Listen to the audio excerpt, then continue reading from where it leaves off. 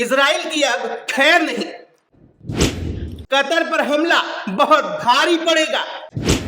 50 मुस्लिम देशों ने की घातक तैयारी।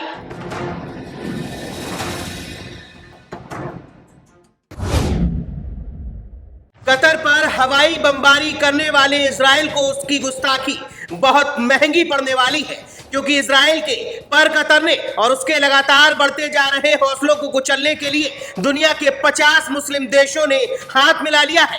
मिडिल ईस्ट ने इजराइल को आंखें दिखा दी है और उसे इस बात का एहसास करवाना शुरू कर दिया है कि उसने कतर पर हाथ डालकर कितनी भारी गलती कर दी है। नेतन्याहू को अब तक शायद यही लग रहा था कि खाड़ी के मुस्लिम देश बटे हुए और डरपोक देश हैं, जिन्हें जब मर्जी हो कुचला जा सकता है। लेकिन उसकी ऐसी गलतफहमी को तोड़ने के लिए सऊदी अरब, ओमान और मिस्र समेत दुनिया के बाकी मुस्लिम देशों ने भी हाथ मिला लिया है। मुस्लिम देशों ने इजराइल के खिलाफ अपना एक अलग शक्ति संगठन स्थापित करने की ओर कदम बढ़ा दिए हैं। ये संगठन नाटो या यूरोपीय यूनियन के तर्ज पर ही होगा, जो ऐसे किसी बाहरी संकट या हमले की स्थिति में आपस में विचार विमर्श के बाद जवाबी कार्रवाई के लिए मिलकर फैसला लेंगे। कतर की राजधानी दोहा में हुए आपातकालीन अरब इस्लामी शिखर सम्मेलन में अरब देश के संयुक्त सैन्य संगठन का प्रस्ताव भी पेश किया गया।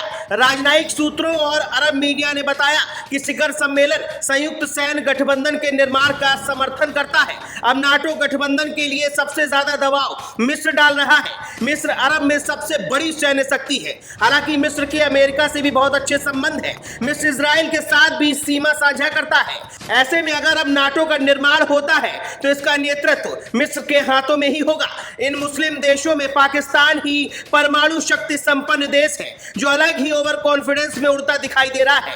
खुद के देश में भुखमरी झेल रहा पाकिस्तान कतर को इजराइल पर हमला करने के लिए उकसाता हुआ भी दिख रहा है। वो भी इस संगठन में अपने परमाणु बम के साथ शामिल होने की कोशिश में है। पाकिस्तान का तर्क है कि उसे इजराइल के कथित विस्तारवादी मंसूबों को रोकने के लिए इस गठबंधन में शामिल किया जाना चाहिए। उसने इजराइल के खिलाफ एक समन्वित तरीके से प्रभावी निवारक और आक्रामक उपाय अपनाने के लिए एक संयुक्त कार्य बल बनाने का आह्वान किया है। पाकिस्तान के उप प्रधानमंत्री और विदेश मंत्री इशाक डार ने शिखर सम्मेलन के उद्घाटन सत्र में कहा कि इजराइल को युद्ध अपराधों और मानवता के विरुद्ध जिम्मेदार ठहराया जाना चाहिए। उसे इस्लामी देशों पर हमला करने और लोगों को बेखौफ हत्या करने की इजाजत किसी भी सूरत में नहीं मिलनी चाहिए। इजराइल के हमले को लेकर कतर के प्रधानमंत्री शेख मोहम्मद बिन अब्दुल रहमान अल थानी ने बैठक में कहा कि इजराइल ने सभी हदें पार कर दी है। इजराइल किसी भी अंतर्राष्ट्रीय नियम की परवाह नहीं करता है,